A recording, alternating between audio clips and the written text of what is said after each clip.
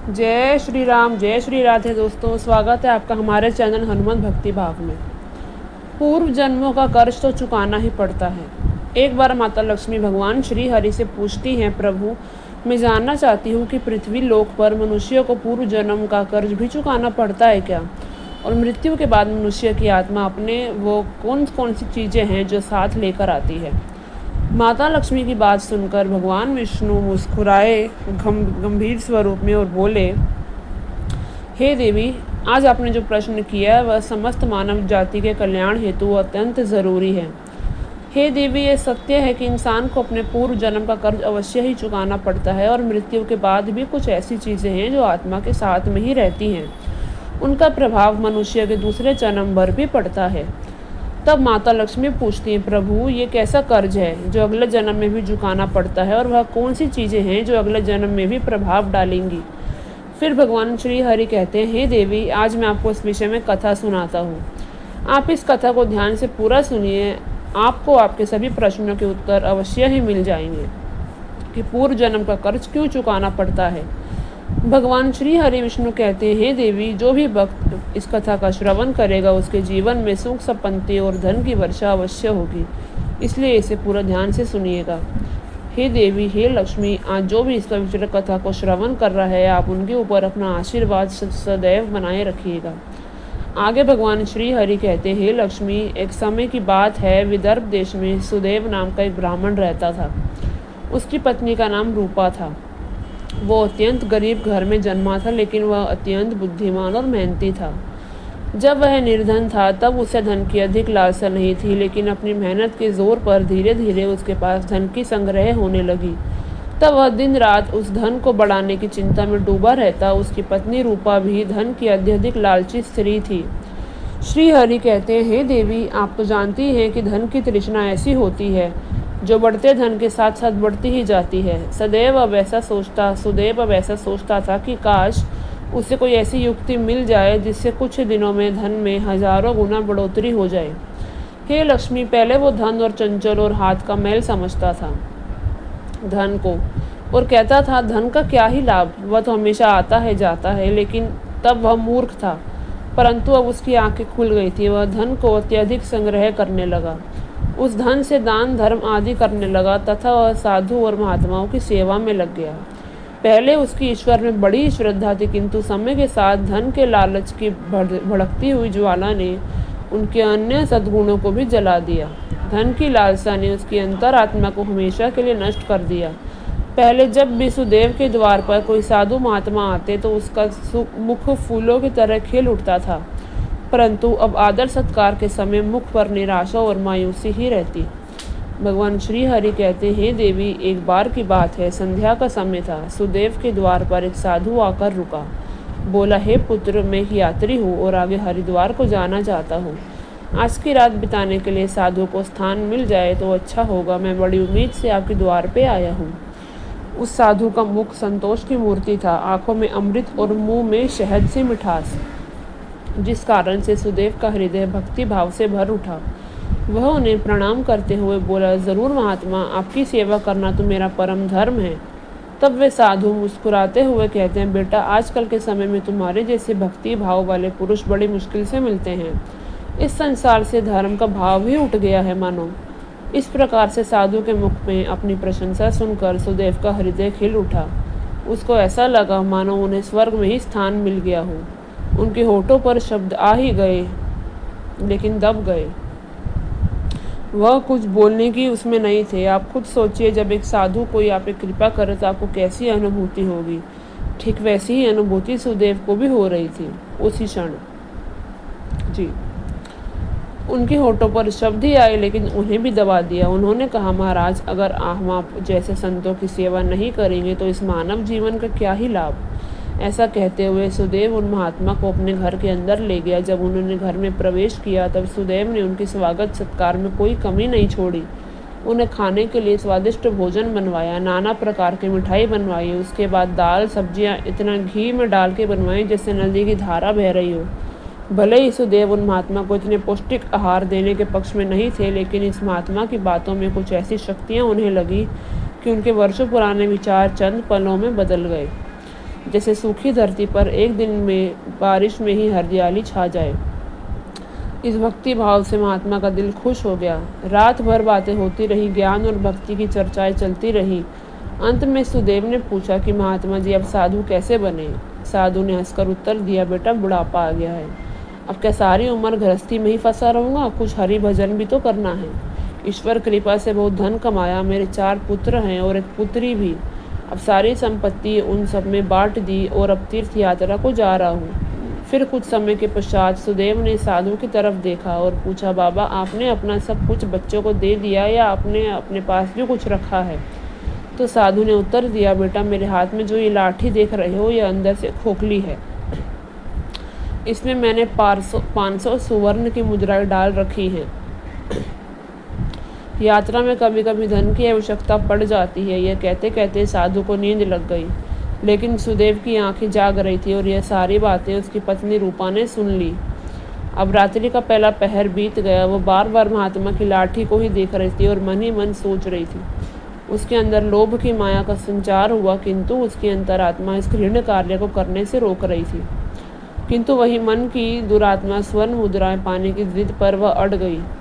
कुछ समय तक इस संघर्ष में ही उसके मन में बुरा हाल हो चुका था। तभी उसकी पत्नी उसके पास आकर बैठ गई। कहती है, स्वामी आप किस गहरी चिंता में डूबे हैं, क्या आप भी वही कुटिल मंशा से सोच रहे हैं जो मैं सोच रही हूँ। इस महात्मा ने तो अपनी खूब सेवा करवा ली, अब इन्हें कुछ तो हर्जाना भरना पड़ेगा।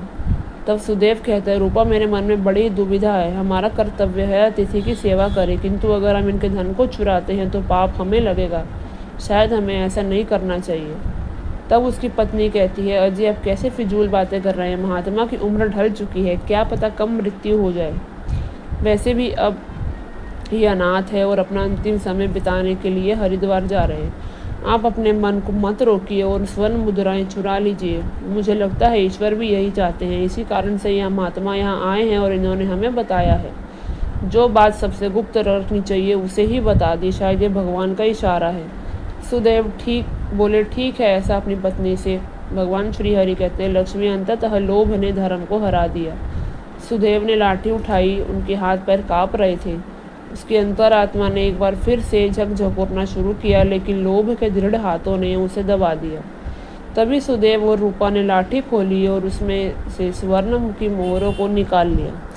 उनकी जगह सामान्य लोहे के सिक्के भर दिए। अगले दिन प्रातः सुबह महात्मा उठे और सुदेव और उसकी पत्नी की विनम्रता पूर्वक आज्ञा लेकर स्नान आदि करके अपनी अगली यात्रा के लिए तैयार हो गए। किंतु सुदेव का दिल तो अभी भी धक धक कर रहा था। उसे डर था कि कहीं साधु को शक न हो जाए। उस ख्याल से उनका चेहरा पीला पड़ता जा रहा था, लेकिन महात्मा को इस बात की कोई भनक ही नहीं थी। वो तो हंस रहे थे, हंसते हुए बातें कर रहे थे और रात की मेहमान नवाजी के लिए बार बार धन्यवाद दे रहे थे। अपितु जाते समय सुदेव ने कहा, महात्मा जी मेरे यहाँ संतान नहीं है, कृपया भगवान श्री कृष्ण से प्रार्थना करें कि उनके जैसे ही हमारे यहाँ संतान हो जाए। वैसे तो हम पापी हैं, हमारी प्रार्थना का कोई असर नहीं हो सकता, किंतु आप तो महात्मा हैं, आपका आशीर्वाद जरूर फलित होगा। तभी मंद मुस्कान के साथ महात्मा ने उत्तर दिया, सुनेंगे या नहीं ये तो वही जाने, लेकिन मैं तुम्हें आशीर्वाद देता हूँ कि भगवान श्री कृष्ण तुम्हें संतान अवश्य दे। इतना कहकर महात्मा वहाँ से चले गए। भगवान श्री हरि कहते हैं, लक्ष्मी अब जैसे सुदेव ने सिर से एक बड़ा बोझ हट गया हो। उन्हें ऐसा लगा जैसे महात्मा ने जाने के साथ उनके दिल से एक पत्थर हट गया, किंतु वह दोनों पति पत्नी इस चोरी के फल से नहीं बच सकते थे। ये बात सुदेव का मन मस्तिष्क भी अनुभव कर रहा था, परंतु वह इस चोरी के प्रकट होने से बहुत डरते थे। चोरी का प्रकट होना प्रत्यक्ष था, हे लक्ष्मी, किंतु उसका फल भविष्य के किसी पर्दे में चुपचाप छिपकर सही अवसर की प्रतीक्षा में था। फिर आगे भगवान श्री हरि कहते हैं, लक्ष्मी मनुष्य वर्तमान समय के सामने भविष्य की परवाह नहीं करता। वहीं दूसरी ओर जब महात्मा हरिद्वार में पहुंचे तो उनका हृदय अत्यंत प्रसन्न हो गया। यहाँ साधु संतों को देखकर ऐसी खुशी हुई मानो उन्हें सभी देवताओं के साक्षात दर्शन हो गए हों। उनका मन ईश्वर भक्ति में ही लीन हो गया। फिर अगले दिन उन्होंने उस मंदिर के मुख्य रसोइये को बुलाकर कहा, महाराज मैं यहाँ दर्शन हेतु आने वाले सभी यात्रियों के लिए अन्नदान करना चाहता हूँ और अब यही एक मेरी इच्छा है। बाकी कृपया आप हमें बताइए कि सभी लोगों के लिए भोजन तथा निवास और वस्त्र दान का कितना खर्चा है। कितना देना होगा? तो उस व्यक्ति ने कुछ हिसाब करते हुए बताया कि महाराज, अन्नदान, निवास और वस्त्रदान तथा अन्य सभी प्रकार के कार्यों के लिए कुल 400 स्वर्ण की मुद्राएं लग सकती हैं। क्या आपके पास इतना ज़्यादा और पर्याप्त धन है? ठीक है, मैं इसका प्रबंध करता हूँ। आप बस कल के लिए सभी कार्यक्रमों का आयोजन करें, कहकर वे गंगा स्नान के लिए चले गए। अगले दिन उनके कहे अनुसार उस रसोइये ने पूरा आयोजन किया। हरिद्वार के परिसर में बड़ी ही धूमधाम और खुशी के साथ अन्नदान, वस्त्रदान, भजन आदि कार्यों का संपन्न किया। वहां मौजूद सभी लोगों ने ये सब देखकर खुशी से कहने लगे, महात्मा स्वयं तो गरीब हैं, लेकिन इनका मन कितना उदार है। जिनके पास धन की कमी नहीं होती, वे व्यर्थ ही दिखावे में, बाजी में लुटा देते हैं, बेटों के विवाह में उड़ा देते हैं, परंतु धर्म की राह पर एक कौड़ी भी खर्च नहीं करते। और यह एक नेक दिल मनुष्य महात्मा, जिसने अपना धर्म समझा और धर्म के सामने धन का मोह नहीं देखा। इस प्रकार अपनी प्रशंसा सुनकर महात्मा के खुशी का कोई ठिकाना नहीं रहा। उनका हृदय आनंद से भर उठा। किंतु हे लक्ष्मी, वहीं दूसरी ओर उसका भाग्य रो रहा था। जब संध्या हुई तब महात्मा ने अपने कमरे का दरवाज़ा बंद किया, लाठी खोलकर देखा तो लाठी के अंदर लोहे के सिक्के देखकर उसका हृदय काँप गया। उन्हें ऐसा लगा मानो वह कोई भयानक स्वप्न देख रहे हों। उन्हें अपनी आंखों पर यकीन नहीं हुआ। वह चाहते थे कि यह सपना जल्दी टूट जाए, और यहाँ कोई ऐसा स्वप्न ही नहीं था जिससे नींद खुल जाए। उसने बार बार अपनी आंखें मल मल कर देखा, वह सिक्के लोहे के ही थे। अब उन महात्मा को थोड़ी ही देर में रसोइये को हिसाब करके उनका धन लौटाना था। उन्होंने सोचा अब क्या होगा। अपमान की छवि उसकी आंखों के सामने खिंच गई और कहने लगा, हे प्रभु, आप मुझे क्षमा करें। महात्मा कांपते हुए खड़े हो गए। उन्हें अपमान का ख्याल ही अपमान से भी ज़्यादा डरावना लग रहा था। अब उनमें इसे सहन करने की शक्ति नहीं थी। कुछ देर तक सोचते रहे और उन्होंने अचानक से दरवाज़ा बंद कर दिया। साथ ही उम्मीदों के द्वार भी बंद हो गए। महात्मा ने चारपाई की रस्सियों को निकाला और उन्हें छत से लटका दिया। अब मौत दरवाजे पर खड़ी थी। तभी महात्मा की अंतरात्मा ने उपदेश दिया, दिमाग ने भी सलाह दी कि यह तुम क्या कर रहे हो? आत्महत्या सबसे बड़ा निंदनीय कर्म है, ऐसा मत करो। पर निराशा ने हर तरफ से हरा कर रख दिया।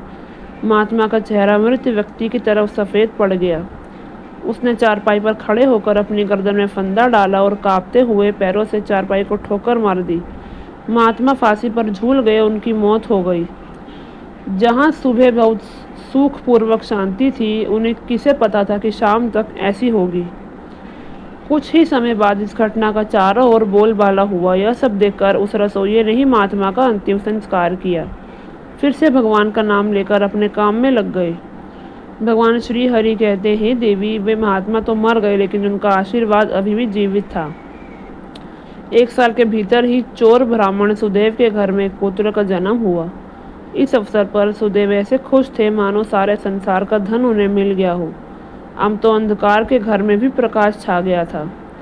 उनके पैर धरती पर ना पड़ते थे।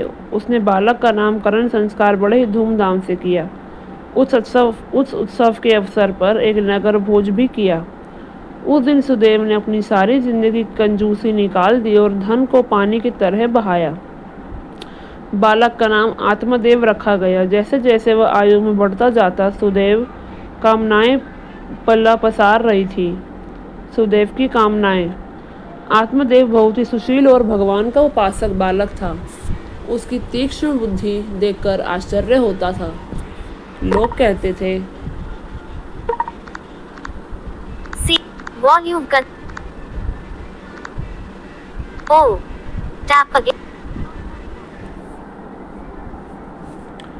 लोग कहते थे कि यह कुल का नाम बढ़ाएगा। सुदेव ये सुनकर फूला ना समाये। उसकी शरारतों की ओर और चंचलता को देखकर प्यार और भी बढ़ता जाता था। इसी प्रकार 6 साल बीत गए। आत्मदेव शिक्षा ग्रहण करने हेतु आश्रम में गए। वहाँ भी उसके गुणों का विकास होने लगा। वो हमेशा अपनी कक्षा में अव्वल आया करता था। सुदेव ये देखकर ईश्वर को धन्यवाद देते, लेकिन कभी कभी जब उन्हें उस महात्मा के साथ अपने दुर्व्यवहार की याद आती तो उनके दिल में चुभन होती। उनकी आत्मा पर एक अनजाना सा डर छा जाता था। उन्हें बार बार अपने ऊपर गुस्सा आता था। वे अक्सर मन ही मन दुखी होते थे। मन ही मन कहते थे कि मेरी बुद्धि कैसी खोटी थी। मैंने कितना बड़ा पाप किया। लेकिन बीता हुआ समय उनके हाथ में नहीं आ सकता था। उन्होंने स्वर्ण की 500 मोहरों को एक लाल वस्त्र में बांधकर संदूक में रख दिया। यह तय किया कि वे इस महात्मा को वापस दे देंगे। उन्होंने महात्मा की खोज शुरू की, कई लोगों को भेजा, लेकिन वो उस महात्मा तक नहीं पहुंच सके। इतना समय बीत गया कि अब सुदेव उस घटना को भूल चुके थे, परंतु वो मुद्राएं अभी भी एक लाल वस्त्र में लिपटी हुई उसी संदूक में रखी थी। वह कहने लगा, हे प्रभु, आप मुझे क्षमा करें। महात्मा कांपते हुए खड़े हो गए। उन्हें अपमान का ख्याल अपमान से भी ज्यादा डरावना लगा।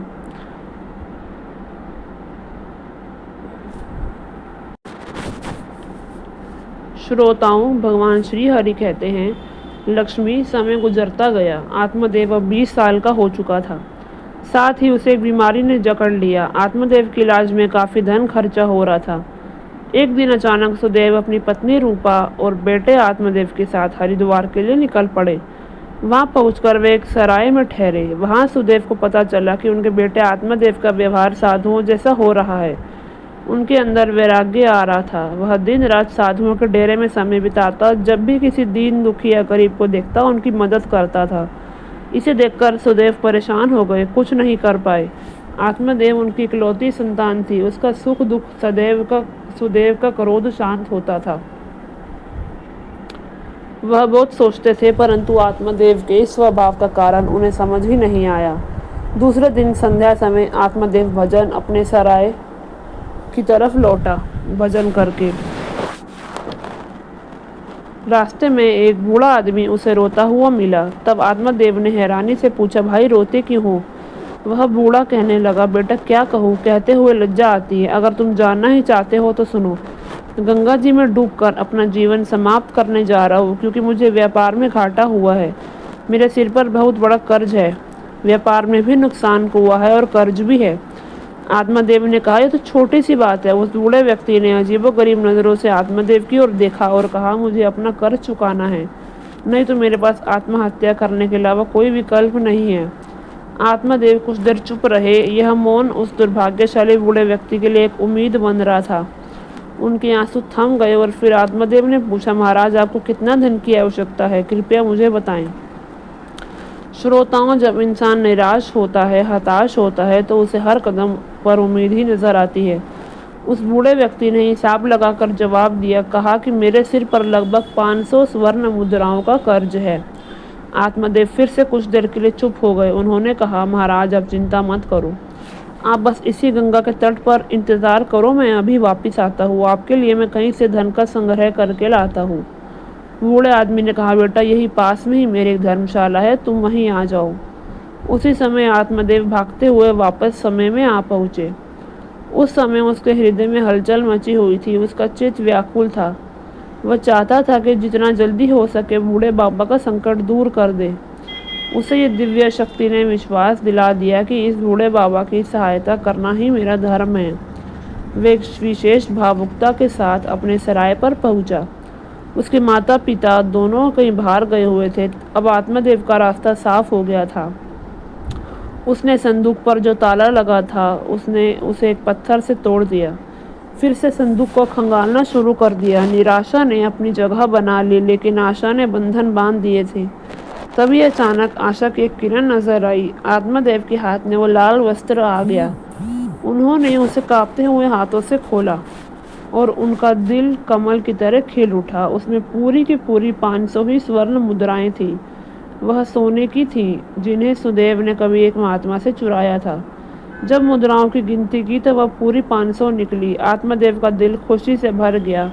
उसने वह मुद्राएं अपनी जेब में डाली, वस्त्रों को वापस संदूक में रखा और फिर अति उत्साह के साथ उस बूढ़े बाबा के पास जाके उन्हें वह मुद्राएं दे दी। श्रोताओं, भगवान श्री हरि कहते हैं, लक्ष्मी, आपके पहले प्रश्न के अनुसार हर व्यक्ति को पूर्व जन्म का कर्ज चुकाना ही पड़ता है। यह वही रसोई बूढ़े बाबा हैं जिन्होंने उस आत्मा का अन्नदान और भंडारे का आयोजन किया था, किंतु उनकी आत्महत्या करने के कारण उनके ही धन की हानि हुई। आत्मदेव वही महात्मा हैं जो सुदेव के घर में जन्म लेकर अपना कर्ज चुकाकर मुक्त हुआ। हे लक्ष्मी, अब आगे सुनो। होनी को कुछ और ही मंजूर था। जब आत्मादेव वापस आए तो उसके मन में एक अनोखी शांति थी, मानो उसका जन्म इसी कार्य के पूर्ण करने के लिए हुआ हो। अब उसकी बीमारी ने उसके ही प्राणों की आहुति ली। वहीं जब दूसरे दिन सुबह यह बात सुदेव और रूपा को पता चली कि उनका पुत्र मृत्यु को प्राप्त हो गया, तो इस दुख के कारण उनका हृदय अत्यंत पीड़ा से भर गया। निराशा के साथ उन्होंने भी प्राणों को त्याग कर दिया। जब उन तीनों की मृत्यु हुई तो उसी रसोइये ने उनका अंतिम संस्कार किया। हे लक्ष्मी, जब उन तीनों की आत्माओं को यमराज के दरबार में लाया गया तब यमराज ने आत्मदेव को स्वर्ग में भेज दिया। वहीं दूसरी ओर ब्राह्मण सुदेव और उसकी पत्नी रूपा को घोर नरक में डाल दिया। तत्पश्चात उन दोनों को ही अपाहिज बनाकर धरती लोक पर कुत्ते के रूप में जन्म लेकर वापस भेज दिया गया। जो भी मनुष्य अपने जीवन में कर्ज नहीं चुकाता है, उन्हें जन्म जन्मांतर तक कष्ट भोगने ही पड़ते हैं। इसलिए मनुष्य को कभी भी किसी प्रकार का एहसान और कर्ज चुकाना नहीं लेना चाहिए। एहसान और कर्ज चुकाना ही चाहिए। श्रोताओं, भगवान श्री हरि कहते हैं, देवी आपके दूसरे प्रश्न के अनुसार मृत्यु के पश्चात भी ऐसी 5 चीजें हैं जो शरीर का साथ नहीं छोड़ती। यानी मृत्यु के पश्चात जब आत्मा दूसरे शरीर में प्रवेश करती है तो ये 5 चीजें ही उसके साथ उस नए शरीर में जाती हैं। कामना, वह पहली चीज है जो मनुष्य की मृत्यु के साथ रहती है, अगले जन्म में भी रहती है। दूसरी है धर्म। धर्म तुम चाहे अच्छे करो बुरे करो, जो अगले जन्म में भी करोगे उससे तुम्हें अगले जन्म में भी उस मनुष्य को सुख शांति समृद्धि की प्राप्ति होगी। वहीं अगर मनुष्य बुरे कर्म कुकर्म करेगा तो अगले जन्म में उसको नरक रूपी जीवन व्यतीत करना पड़ेगा। जिस कारण कहा जाता है कि कर्म की गति ऐसी होती है जो 7 जन्मों तक पीछा नहीं छोड़ती। तीसरी है वासना। वासना भी कामना का ही प्रकार है। वासना एक ऐसी चीज मानी जाती है जिसका कोई अंत नहीं। मृत्यु की चौखट पर आए हुए लोग भी वासना से मुक्त नहीं हो पाते। मन की शांति और अज्ञान ही एकमात्र वस्तु है जो वासना से मुक्ति दिला सकती है। चौथी है स्मृति या ज्ञान। बुद्धिमान मनुष्य हमेशा ही बुद्धिमान और विवेकशील रहते हैं, जिस कारण से उन्हें जल्दी मुक्ति की प्राप्ति होती है। 5वीं बात है कर्ज। कर्ज एक ऐसी चीज है जो मनुष्य के मरने के बाद भी उसका पीछा नहीं छोड़ती। अगर किसी से कर्ज लिया है तो उसे मरने से पहले जरूर चुका देना। लिया गया कर्ज और दिया गया कर्ज जन्म जन्मांतर तक उस मनुष्य के साथ ही रहता है। अगर कोई मनुष्य कर्ज लेकर मरता है तो उसका कर्ज परलोक में वापस मांगा जाता है। जी हाँ दोस्तों, ये सत्य बात है। साथ ही उसे अपने कर्ज की सजा भी दी जाती है। इतना ही नहीं, पुनर्जन्म में उस कर्ज के कारण उस भरण के तौर पर उसे मनुष्य के शरीर के किसी भी हिस्से को अपंग या अपाहिज भी बना दिया जाता है। जिसने कर्ज ले रखा, दोस्तों सावधान हो जाओ, मरने से पहले चुका दो, नहीं तो अगले जन्म में अपाहिज या नहीं तो कुत्ता या कुछ ना कुछ बन के चुकाना ही पड़ेगा। इसलिए अपना जन्म अगला सुधार लो और इसको भी सुधार लो। जय श्री राम, जय श्री राधे।